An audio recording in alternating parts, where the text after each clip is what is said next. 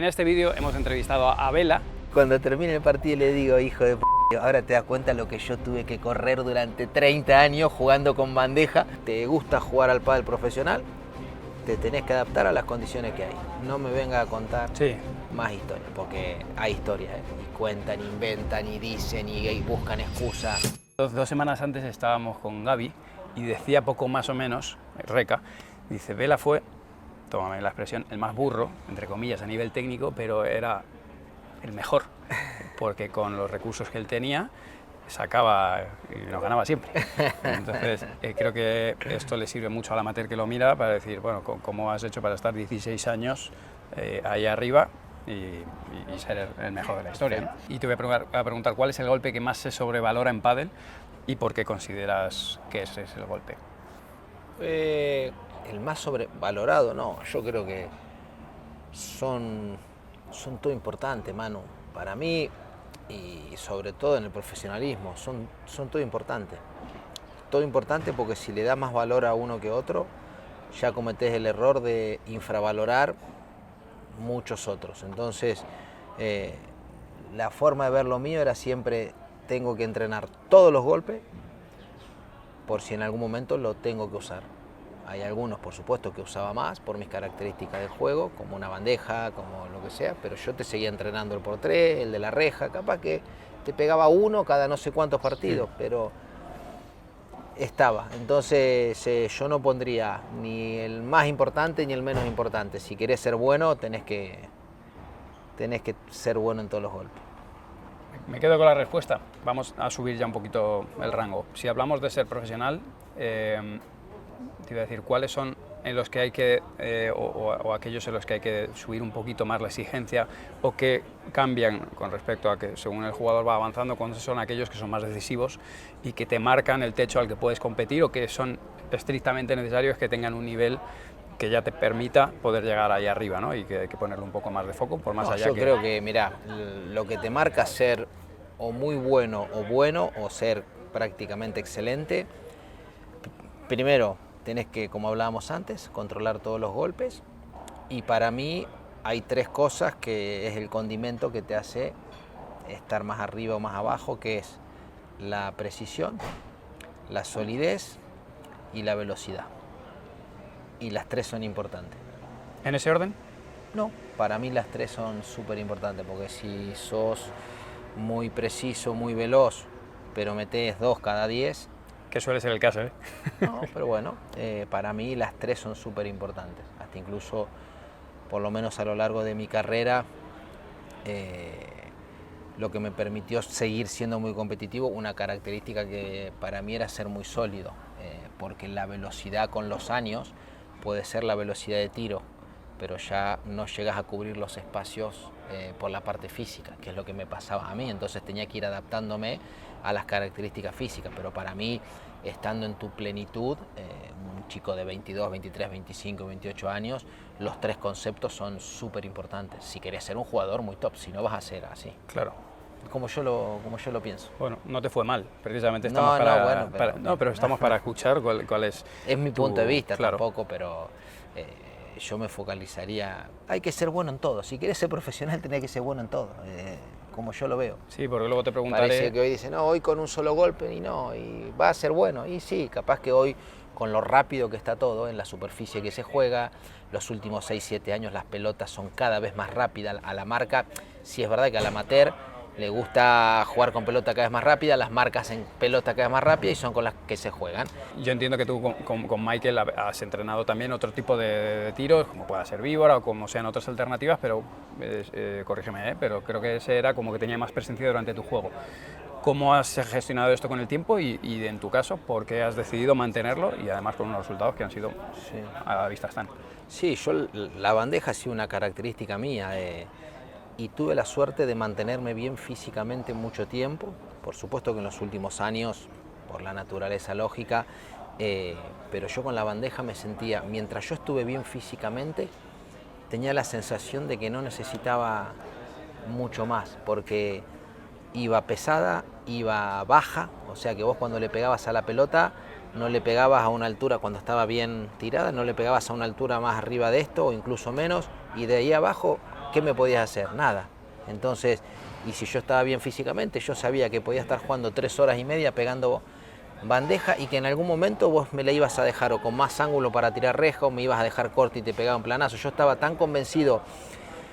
Yo basé siempre mi juego en mi condición física, por eso ha sido siempre un pilar fundamental. Porque después los golpes, como dijo Gaby, podía haber sido 7, 8 puntos en todo, pero yo la condición física, entonces la solidez mía del juego venía de la parte física.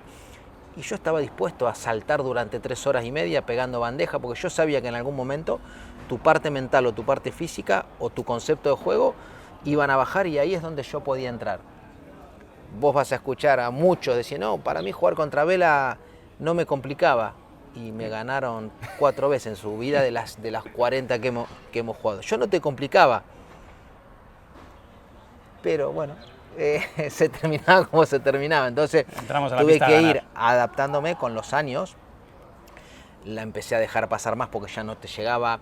Y si no llegaba bien parado a la bandeja, el peso de la pelota era otra. Entonces empecé a mejorar mucho la salida de pared. Bueno, me fui adaptando a lo que el físico me permitía hacer hasta el último día de mi carrera. Hay un momento que hace poco que Tapia está lesionado y le dices, ahora sabes lo que se siente teniendo que saltar. No, pero eso fue en Miami, porque venía con la mano mal y no le podía. Estaba jugando contra Paquito y Verga. Y le tiraron en el mismo punto, claro, como no le podía pegar, Paquito que tira bien los globos, no menos de 15 smash. Y claro, eso, yo creo que si miramos el historial de Agus, no le había pasado nunca. Y gana el punto y yo estaba justo en el palco ahí viéndolo y me mira y me hace, de bandejita le gané. Y cuando termina el partido le digo, hijo de p***, ahora te das cuenta lo que yo tuve que correr durante 30 años jugando con bandeja. Pero bueno, eran otras pelotas, otras canchas. Pero sí, pero mira, para mí es un golpe que se le tendría que dar la importancia igual que todos los otros golpes, porque como digo siempre, el jugador tiene que ser muy completo. Por eso yo intenté hasta el último día aprender a pegarle a la reja, hacer que me suba. No lo pude hacer por mis características, pero lo intentaba. Yo tenía que seguir mejorando en los golpes que no era tan bueno. Cierra los ojos ahora. Sí, no, cierro los ojos. Perdón, te tiro esta pregunta. Cierra los ojos. Cierra los ojos en 2005 y los abres en 2025. O sea, ponte en 2005 sí. Cualquier torneo que estabas jugando y los abres sí. en el 2025. Sí. ¿Qué diferencias observas con de los rivales de entonces a los rivales de ahora? No, a ver, no creo que tampoco igualmente de 20 años. Te lo haría de 5 años. Yo creo, mira, yo lo digo y para mí ha sido parte de mi filosofía de vida. Seríamos un deporte muy choto o una profesión muy chota si no evolucionamos todos los años. Claro. No seríamos un deporte serio. ¿Qué deporte no ha evolucionado en los últimos 20 años? En los últimos 3 años. Sí. El pádel que se juega hoy es distinto al que se juega o el que se jugó hace 2, 3, 5, 10 y va a ser distinto si somos un deporte serio y los profesionales siguen entrenando, los entrenadores se siguen capacitando. Hay que mejorar todo el tiempo y lo que se va a ver es diferente a lo que se ve hoy. Como yo lo veo, si vos me preguntás, hoy, si somos un deporte serio, hoy es el mejor pádel que tendríamos que estar viendo y practicando si somos serios. Y dentro de 10 años, el de hoy es peor al que va a ser dentro de 10 años. Cada época tiene sus cosas. Denominador común. En la historia del pádel nunca ha habido más de, por lo menos en chico, más de 2 parejas que te peleen por el 1. Sea el año que sea. 2025, 2020, 2000... ¿Y crees que eso va a cambiar en el 30? ¿Crees que en el 30 va a haber...? La historia de nuestro deporte a día de hoy nos marca que no, veremos.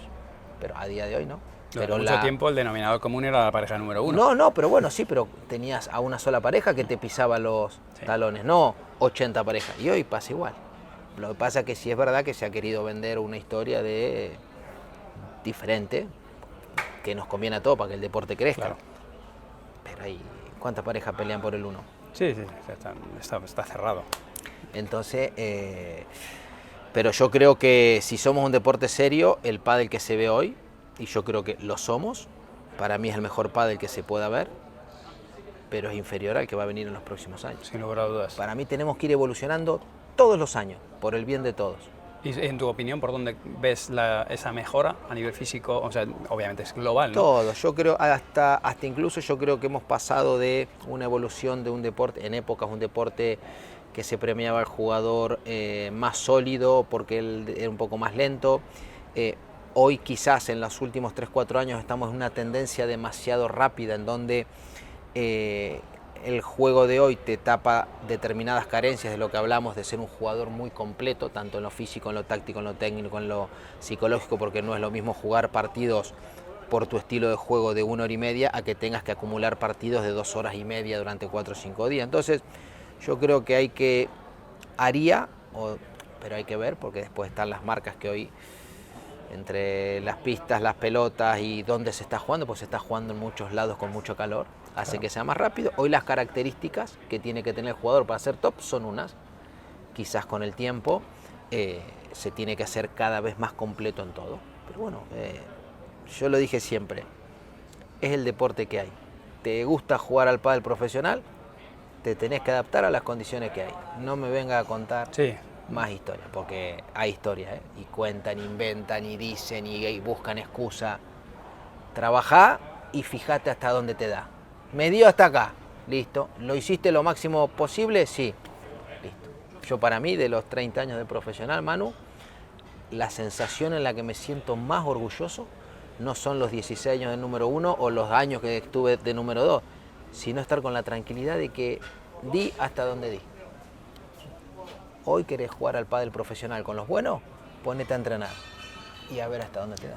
Claro, y cómo, o sea, con tu perspectiva, ¿qué discurso le das a ese jugador que dio el máximo, quiso ser su mejor versión, pero su mejor versión no alcanza? Pues tú fuiste tu mejor versión, pero alcanzó bastante bien. Sí. Pero hay muchos que, bueno, eso, le arruinaste la vida yo te lo estoy a muchas diciendo. generaciones. Para mí, la sensación de satisfacción que tengo hoy no es por haber sido tantos años número 1, que sí, que es un orgullo muy grande, sino que estoy re tranquilo. Yo hoy me llego a mi casa, porque ahora yo te puedo contar, o vos me podés contar cualquier milonga, pero cuando vos te quedás solo, que cerrás los ojos y vos decís, hoy hice todo lo mejor que pude hacerlo, ahí no le mentí a nadie. Eres tú.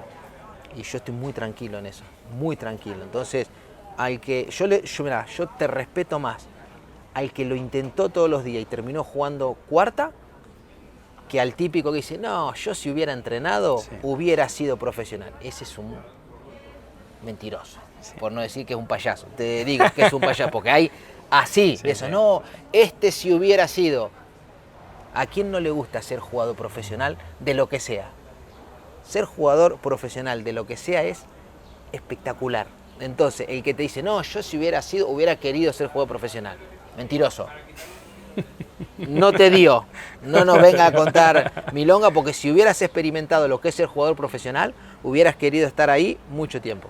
Como yo lo veo. Sí, no, te lo tomo. Y es lo mismo que le digo a mis hijos. ¿Querés ir? Hacelo. No me vengas después con la excusa. Hacelo, pero hacelo al máximo. Al máximo. ¿Cuál es el golpe que ves más infravalorado? Me da igual que sea en el amateur, que sea en el pádel de niños, en menores, que sea en el profesional.